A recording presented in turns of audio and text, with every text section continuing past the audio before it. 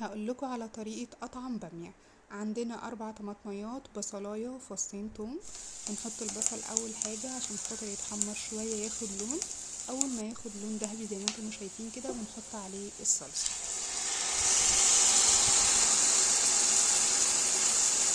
بعد كده بنحط التوابل، انا حاطه لكم اسم التوابل اللي انا حطاها. وبعد كده بنحط الباميه، طبعا انا جايبه الباميه الكياس. بعد كده بنبدأ نخفف بالشوربة لحد القوام اللي احنا عايزينه، وانا كنت سلقة اللحمة اوريدي فخففت الشوربة، خففت البامية بالشوربة.